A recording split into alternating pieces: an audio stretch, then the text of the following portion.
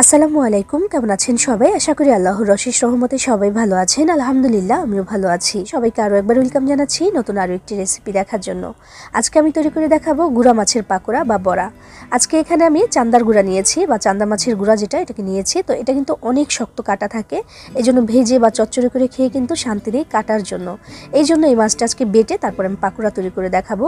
তো সেজন্য এখানে নিয়েছি আমি 300 গ্রাম পরিমাণে মাছ, মানে এই গুঁড়া মাছটা নিয়েছি আমি চান্দার গুঁড়া। তো এটাকে ভালো করে ধুয়ে তারপর পানিটাকে ঝরিয়ে রেখেছি, কোনো পানি যেন না থাকে সেদিকে একটু খেয়াল রাখতে হবে।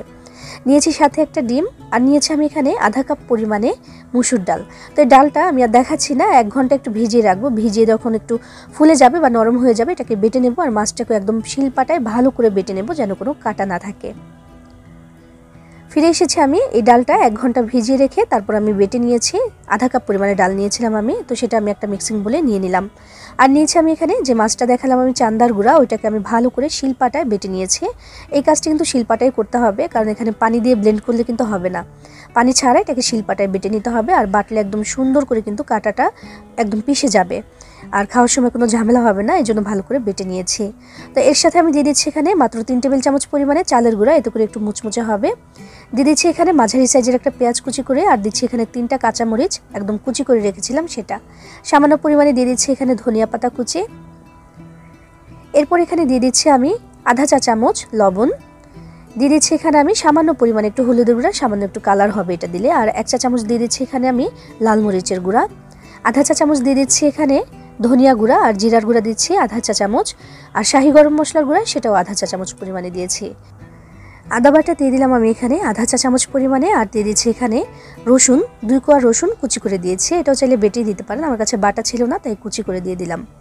এরপর দিয়ে দিচ্ছি যে ডিমটা আমি দেখিয়েছিলাম, সেই ডিমটা ফাটিয়ে রেখেছিলাম, এটা দিয়ে দিলাম এখানে। এবার সব কিছু হাত দিয়ে বেশ ভালো করে সুন্দর করে মাখিয়ে নিতে হবে। এই বড়াটা বানিয়ে একবার খেলে কিন্তু এর স্বাদ সহজে ভুলতে পারবেন না। আর এই যে চান্দার গুঁড়াটা, এটা কিন্তু প্রচুর পরিমাণে কাটা থাকে, এই জন্য আগেই বললাম যে এটা ভেজেও খেলে শান্তি নেই, এটাকে চচ্চড়ি করে বা ভুনা করে খেলেও কিন্তু কোনোভাবে শান্তি নেই, কারণ এটার কাটা অনেক বেশি শক্ত। তো সেই জন্য এভাবে সুন্দর করে শিলপাটায় বেটে নিলে একদম কাটা কিন্তু থাকবে না, একদম পিষে যাবে। তো সেই মাছটা দিয়ে এভাবে করে একটু পাকোড়া বানিয়ে খেলে কিন্তু এর স্বাদ সহজে ভুলতে পারবেন না। আর এটা চাইলে গরম ভাতের সাথে খেতে পারেন, আর চাইলে এটাকে স্ন্যাক্স হিসেবেও খেতে পারেন। আমি আজকে এটা বানিয়ে নিচ্ছি গরম ভাতের সাথে খাওয়ার জন্য। এটা কিন্তু সত্যি অসাধারণ লাগে, আর এই মাছের ফ্লেভার থাকে অনেক। মাছটা দেখতে ছোট, তবে ফ্লেভারটা অনেক বেশি স্ট্রং থাকে, যে কারণে এটা খেতেও ভীষণ ভালো লাগে। তো সব কিছু খুব সুন্দর করে আমি মাখিয়ে নিচ্ছি। দেখুন কত সুন্দর অনায়াসে মাখিয়ে নিচ্ছি, নিশ্চিন্তে মাখিয়ে নিচ্ছি। তার কারণ একটা কাটাও কিন্তু এখানে আস্ত নেই, ভালো করে পাটায় একদম বেটে নিয়েছে, এই জন্য আমি হাত দিয়ে সুন্দর করে মাখিয়ে নিতে পারছি। তো দেখুন এভাবে করে আমি মাখিয়ে নিয়েছি, যেমন হয়েছে। এটার ঘনত্ব খুব বেশি শক্ত কিন্তু এটা না, একটু নরম করে ঠিক এভাবে করে আমি এটাকে মাখিয়ে নিয়েছি। এবার আমি ভাজার জন্য চলে যাচ্ছি। চুলা আগে থেকেই তেল গরম হতে দিয়েছিলাম। বিসমিল্লাহির রহমানির রহিম। এক এক করে আমি গরম তেলের মধ্যে দিয়ে দিচ্ছি পাকোড়াগুলো, একটু ছোট করে দিচ্ছি, এতে করে কিন্তু তাড়াতাড়ি ভাজা হয়ে যাবে আর দেখতেও সুন্দর লাগবে। আর যেহেতু সব কিছু কাঁচা এখানে আমি ব্যবহার করেছি, ভাজতেও একটু তাড়াতাড়ি হয়ে যাবে। মাছটাও কাঁচা, ডাল কাঁচা, তারপর ডিম দিয়েছি, চালের গুঁড়া দিয়েছি, সব কিছু এখানে কাঁচা, তাই একটু সময় নিয়ে ধীরে ধীরে ভাজতে হবে, চুলার আঁচটাকে মিডিয়ামে করে দিয়ে। একবারে যেই কয়টা দেওয়া যায় আমি দিয়ে দিচ্ছি। তেলটাকে আমি হাই হিটে গরম করে নিয়ে চুলার আঁচটাকে মিডিয়ামে করে দিয়েছি। তারপর এক এক করে কিন্তু বড়াগুলো এখানে আমি দিয়ে দিলাম। চুলার আঁচটাকে এবার মিডিয়ামে করে দিয়ে ধীরে ধীরে এগুলোকে ভেজে নিতে হবে, বেশ কয়েকবার উল্টে পাল্টে দিয়ে। একটা পাশে যখন একটু সুন্দর কালার চলে এসেছে, আমি বড়াগুলোকে উল্টে পাল্টে দিচ্ছি। আর দেখুন মাশাআল্লাহ অনেকটা ফুলেছে, তার কারণে এর মধ্যে আমি ডিম দিয়েছি। ডিম দিলে কিন্তু যে কোনো নাস্তা হোক, বড়া হোক, পাকোড়া হোক, সেটা কিন্তু ফুলবেই। আর তাছাড়াও এখানে মাছের বড়া, তো এটা কিন্তু একটু ফুলতো এমনিতেই।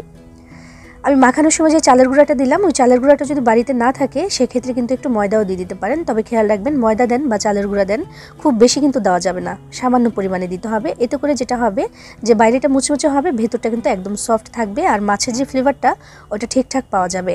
ময়দা বা চালের গুঁড়ার পরিমাণটা যদি বেশি হয়, সেক্ষেত্রে ভেতরটাও কিন্তু শক্ত হয়ে যাবে, তো সেজন্য একটু কমিয়ে দিতে হবে।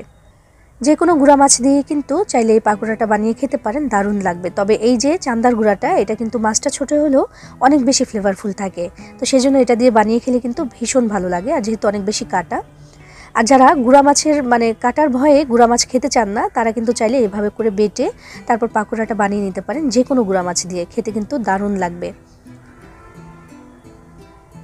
উল্টে পাল্টে আমি ভেজে নিয়েছি আমাদের এই মাছের পাকোড়াটা। এবার আমি তেল থেকে ছেঁকে তারপর তুলে নিচ্ছি। মাশাআল্লাহ দেখুন দেখতেই কত সুন্দর আর লোভনীয় লাগছে। একইভাবে আমি পরের ব্যাচটাও ভেজে নেব। আমি যে পরিমাণে মাছ নিয়েছিলাম মানে সব কিছু নিয়েছি, আমি 2 ব্যাচে কিন্তু ভেজে নিয়েছি আমার এই পাকোড়াগুলো। এর সাথে তৈরি করে নেওয়া হয়ে গেল ভীষণ মজার এবং ফ্লেভারফুল গুঁড়া মাছের পাকোড়া বা চান্দার গুঁড়ার পাকোড়া। এইভাবে একটু ডাল আর ডিম দিয়ে যদি বানিয়ে নেন, এটা খেতে কিন্তু অসাধারণ হবে। গরম ভাতের সাথেও খেতে পারবেন, আবার চাইলে কিন্তু নাস্তা হিসেবেও খেতে পারবেন। আর যেহেতু কাটা থাকার কোনো ভয় নেই, তাই ছোট থেকে বড় সবাই খেতে পছন্দ করবে এটা। আমি একটা পাকোড়া একটু ভেঙে তারপর দেখাচ্ছি। উপরটা কিন্তু ভীষণ মুচমুচে আর ভেতরটা দেখুন একদম জুসি লাগছে দেখতে। দেখতে পাচ্ছেন কত সুন্দর ফ্লেভারফুল একটা পাকোড়া এটা। চাইলে কিন্তু আপনিও বানিয়ে খেতে পারবেন, ভালো লাগবে ইনশাআল্লাহ। সবাই ভালো থাকবেন, সবার জন্য সবাই দোয়া করবেন। আল্লাহ হাফেজ।